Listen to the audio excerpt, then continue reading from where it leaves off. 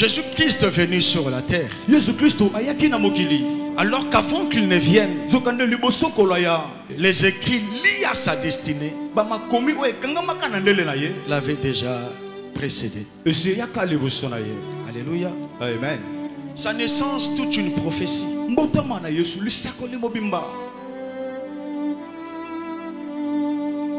Le prophète avait parlé de lui.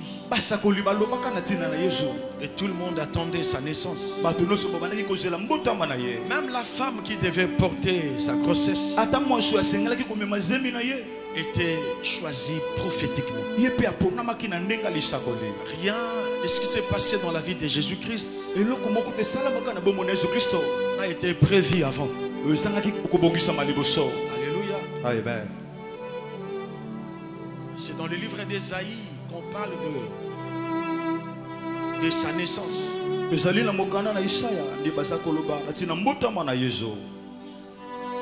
7, verset 14 dit: c'est pourquoi le Seigneur lui-même vous donnera un signe. Et voici, la jeune fille deviendra enceinte. Elle enfantera un fils. Et elle lui donnera le nom d'Emmanuel, c'est-à-dire Dieu parmi nous. Et ce matin, il est là. Alors que cette prophétie était codée pour la jeune fille, on a parlé que du nom du Seigneur. On l'appellera Emmanuel. On a parlé seulement d'une jeune fille sans citer son nom. Alléluia. Amen. Voilà pourquoi j'appelle ça une écriture codée. Mais je veux dire à quelqu'un en ce jour, cette femme, parmi tant de filles de son temps, elle n'était pas la seule vierge. Vous savez, en Israël, la discipline de la virginité était de rigueur. C'est dans notre génération que ça badine. Mais autant de nos pères en Israël garder sa virginité, c'était une question d'honneur. Elle n'était pas le seul. Il y en avait d'autres, mais c'est elle que l'Éternel avait choisi pour porter la grossesse de notre Seigneur à la manière des hommes. Parce qu'en réalité, elle ne porta pas la grossesse de Jésus-Christ. Ça donnait l'impression comme si elle portait la grossesse. Si elle avait réellement porté la grossesse de notre Seigneur, on trouverait le sang de Marie en Jésus. Tu ne peux pas porter un enfant dans ton ventre sans que tu lui transfères ton sang. Alléluia. Amen. Elle avait porté la grossesse à la manière des hommes. Mais ce n'était pas une grossesse. C'était l'ombre du Tout-Puissant. Parce qu'en Jésus-Christ, il n'y avait pas le sang de Marie. Le sang qui était versé sur la croix, c'était un sang divin. Il n'y avait pas l'hérédité dedans. Alléluia. Est-ce que moi je m'adresse à quelqu'un?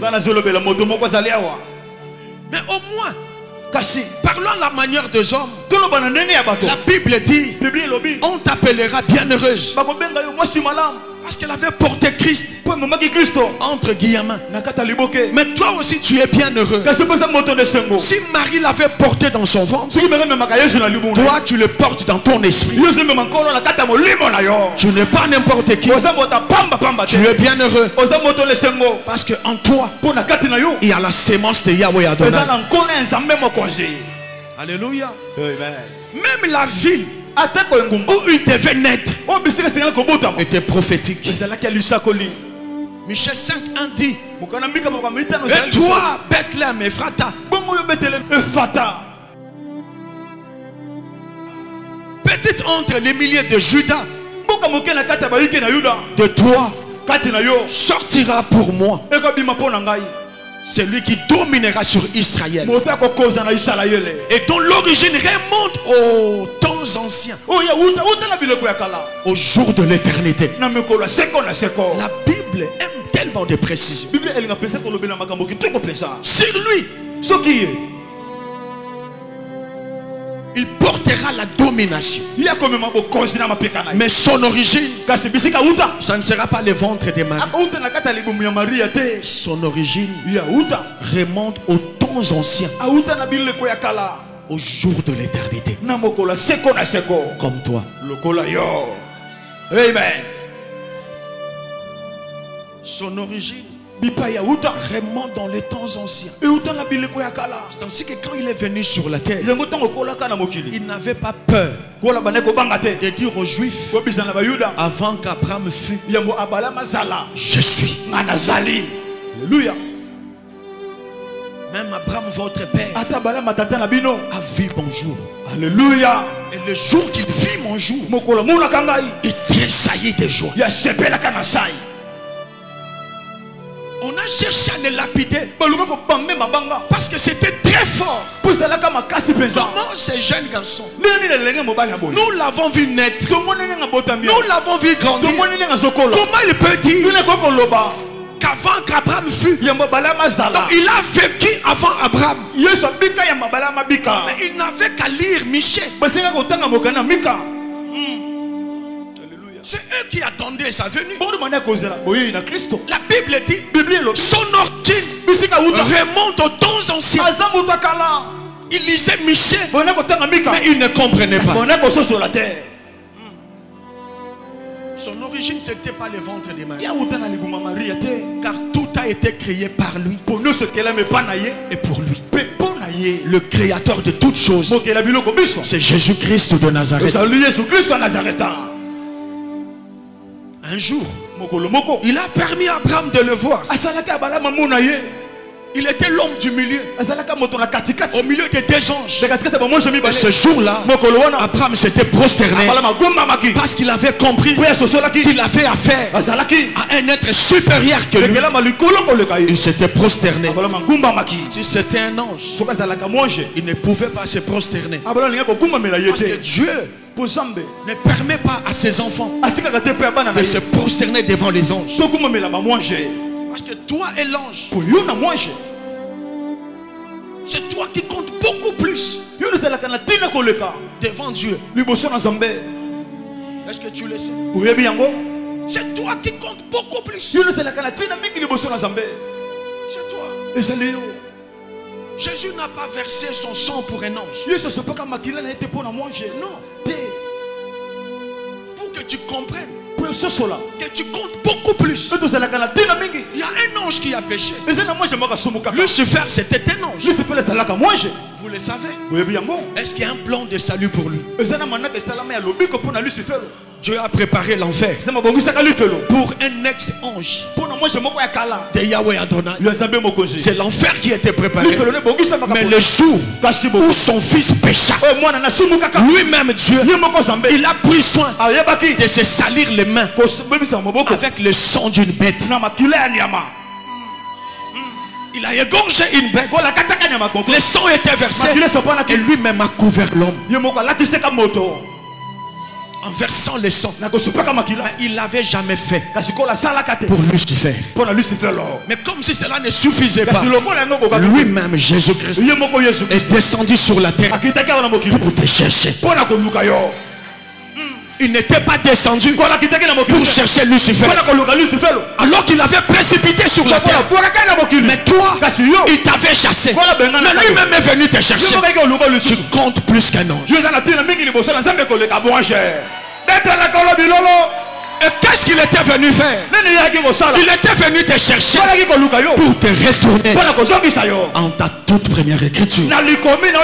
Écriture Alpha.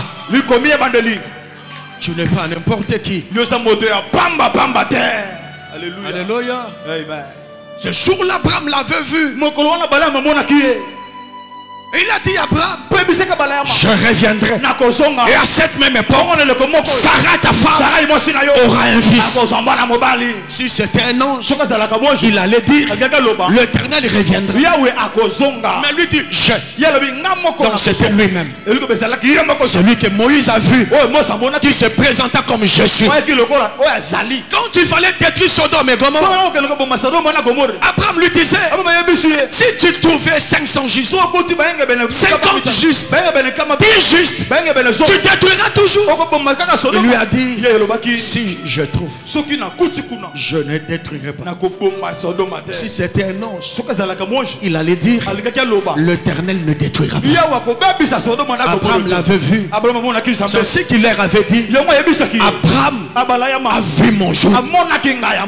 Et le jour qu'il a vu mon jour, il a tressailli de joie. Avant qu'il soit, je suis. Son origine remonte dans les temps anciens. Jésus-Christ de Nazareth. Est-ce que tu peux l'acclamer, s'il te plaît?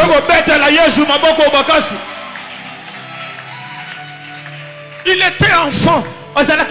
Or en réalité, Dieu éternel. Alléluia. C'est ainsi qu'Hérode a eu peur. Parce que la prophétie disait, petite entre les milieux de Judas, de toi sortira pour moi celui qui dominera. La domination, Dieu l'a donnée à chaque enfant de Dieu, à chaque fils de la promesse. C'est ça la pensée de Dieu. Il a dit, il dominera. Alors qu'au commencement, qu'est-ce que Dieu a dit? Créons l'homme à notre image et à notre ressemblance, afin qu'il fasse quoi? Afin qu'il domine. Et quand il est venu, il était venu aussi pour retourner l'homme dans cette première écriture de la domination. C'est pour cette raison que tu fais peur aux enfants du diable. Ils savent qui tu es. Ils ne veulent pas te laisser le temps, parce qu'ils savent, si tu laisses le temps, tu finiras par les dominer.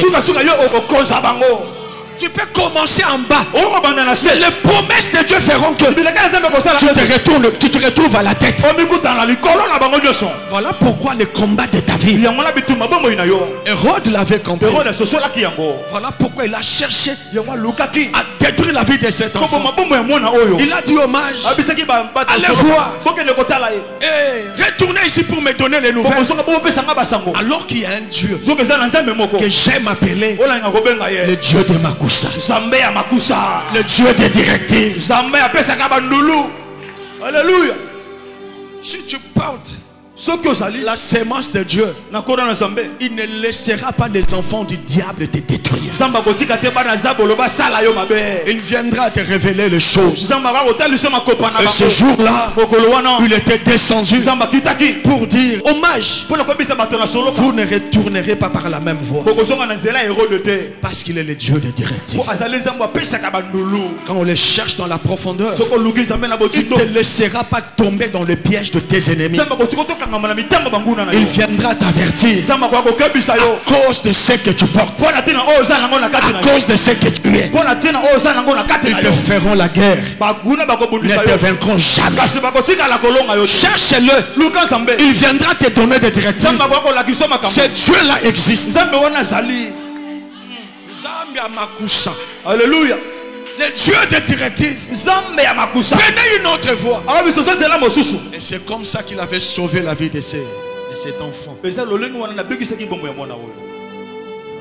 pour cette raison aussi qu'il n'avait pas permis qu'on détruise ta vie alors que tu n'étais qu'un enfant.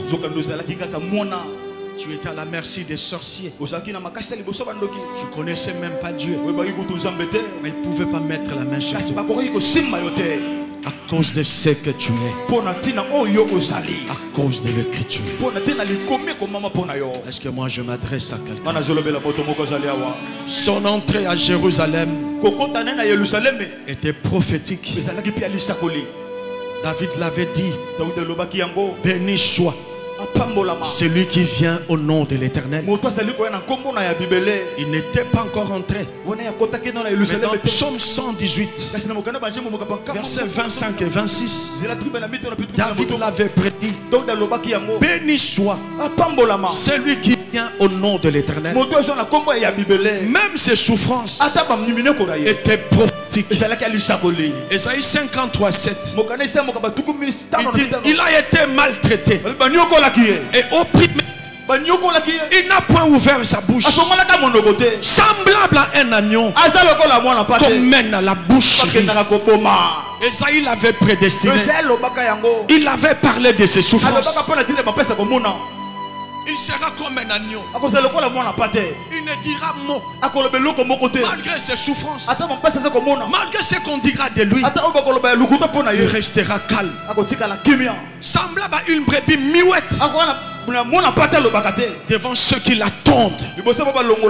Il n'a pas ouvert sa bouche. Alléluia. Isaïe 53, 9 dit: on a mis son sépulcre parmi les méchants, son tombeau avec les riches. Ça encore, une écriture codée. Ça parlait de Joseph d'Arimathée, mais son nom n'a pas été cité. C'est lui qui céda sa tombe à notre Seigneur Jésus-Christ, afin que cette portion de l'écriture, que cette prophétie, que cette écriture s'accomplisse. Il était enterré au milieu des riches, parce qu'un riche lui avait cédé sa tombe. Et cette prophétie concernait un homme, Joseph d'Arimathée. Voilà pourquoi je te dis toujours, personne n'est détenteur d'une écriture. Même si ton nom n'est pas cité, comme Marie, comme Joseph d'Arimathée, il y a une écriture pour toi. Le même verset 9 dit: quoi qu'il n'ait point commis de violence, et qu'il n'ait point de faute dans sa bouche, c'est-à-dire lui qui n'avait rien fait, mais il fut condamné, il fut chargé sur des choses qu'il ne connaissait pas.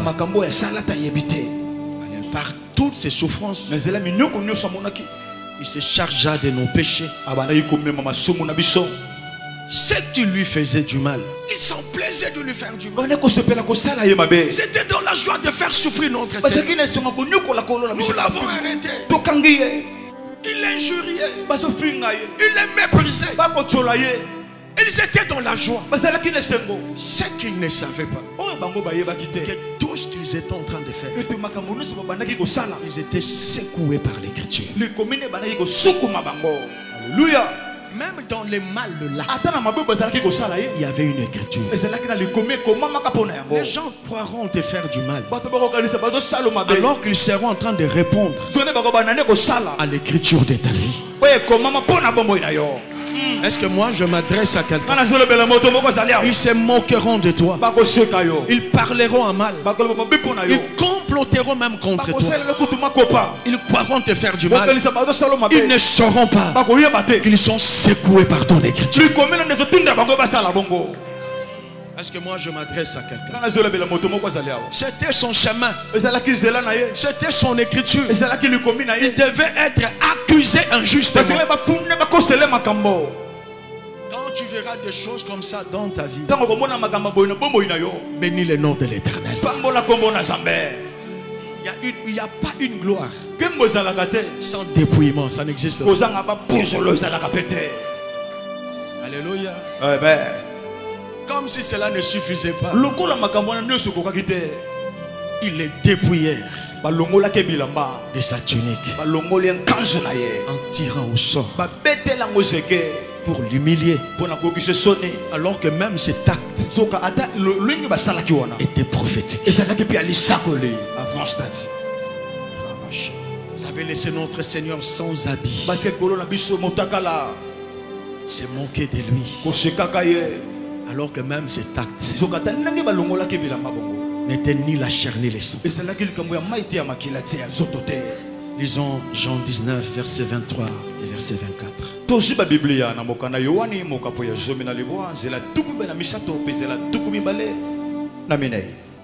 Verset 23 et verset 24 dit ceci. Le soldat, après avoir crucifié Jésus, prirent ses vêtements. Ils en firent 4 parts. Une part pour chaque soldat. Il prit aussi sa tunique qui était sans couture, d'un seul tissu, depuis le haut jusqu'en bas. Et ils dirent entre eux, ne la déchirons pas, mais tirons au sort à qui elle sera. Cela arriva, alléluia, afin que s'accomplisse cette parole de l'Écriture. Ils se sont partagés ces vêtements. Ils ont tiré au sort ma tunique. Voilà ce que firent les soldats. Amen.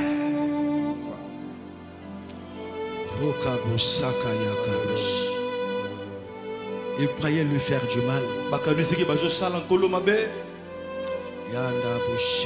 Alors que c'était l'accomplissement du psaume 22, 19.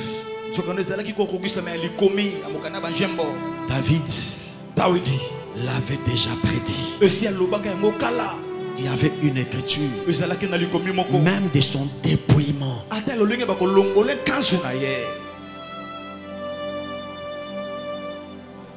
Ils se sont partagés d'autres choses. Mais arrivé à sa tunique, c'est tellement coûteux. Ça on n'a jamais vu. Couture unique. Tirant au sort. Ils ont tiré au sort. Alors qu'ils ne savaient pas que c'était la force de l'écriture. La force de l'écriture. Ils se sont partagés, ils ont tiré au sort. Et un d'entre eux récupérera la tunique de notre Seigneur. Alléluia. Écrit ceci. Quand la force de l'écriture s'élève, Dieu permet que son fils soit déshonoré, qu'il soit à nu publiquement. C'est la force de l'écriture. Lui dépouiller de sa tunique, c'était une humiliation. Il était humilié, déshonoré. Parce que la tunique c'était le symbole de sa dignité, de sa personnalité, de son honneur, symbole de la gloire. Mais ce jour-là, il était dépouillé. On l'a laissé tout nu, dénudé. Est-ce que tu le sais? On a brisé la valeur. Alors que même ça, c'était la force de l'écriture. Quand la force de l'écriture s'élève, il y aura des bobards te concernant, voire même des mensonges. Les gens peuvent se mettre ensemble, créer des histoires contre toi. Là où tu travailles, même à l'église. Les gens peuvent se retrouver ensemble. Comment nous allons les détruire? Comme au temps de notre Seigneur Jésus-Christ, avec des mensonges. Amen. Quand tu verras des choses comme ça dans ta vie, ne te plains pas. Bénis le nom de l'Éternel. C'est comme notre bien-aimé Joseph devant la femme de Potiphar. Alléluia. Amen. C'est comme notre bien-aimé Joseph. Tout le monde a cru à la femme de Potiphar. Est-ce que madame peut mentir? Est-ce qu'elle peut vraiment mentir? Comme notre Seigneur Jésus. Le peuple se disait, est-ce que le Sanhédrin peuvent mentir? Ce monsieur, c'est un malfaiteur. Parce que ceux qui maîtrisaient la loi, on dit que c'est un malfaiteur. Ils ont manipulé le peuple afin que notre Seigneur soit déshonoré. Mais en réalité, c'était la force de l'écriture. Même Joseph, il ne devait pas se limiter dans la maison de Potiphar. C'était la force de l'écriture. Ils diront des choses sur toi, mais en réalité ça ne sera que manipulation. Et les gens croiront. Tu seras déshonoré. Tu perdras toute valeur. Alors que c'est la voix. Est-ce que moi je m'adresse à quelqu'un? Notre Seigneur était condamné injustement. La foule manipulée par les Sanhédrins se disait, est-ce que les docteurs de la loi peuvent mentir? Alors que notre Seigneur devait être dépouillé pour attendre une autre tunique. La tunique de la gloire. La première devait être ôtée, mais il attendait une autre tunique.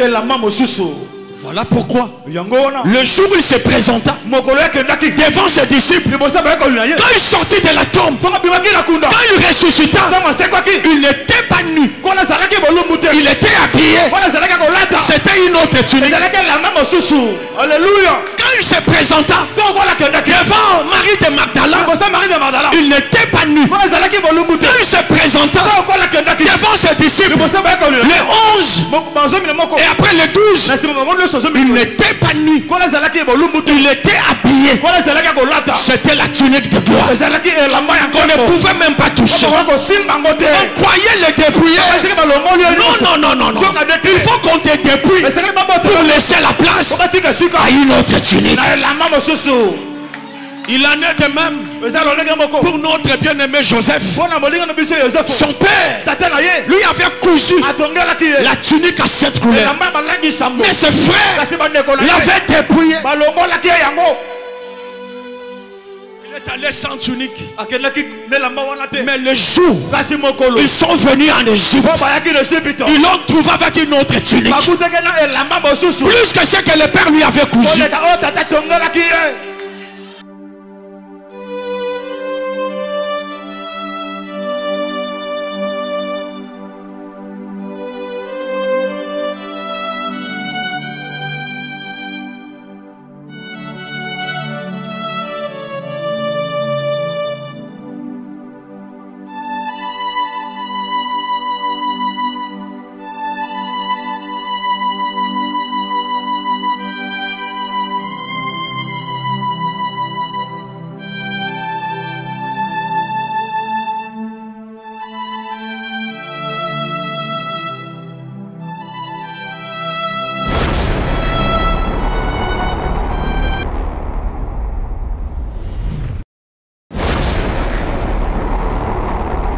Force de l'écriture.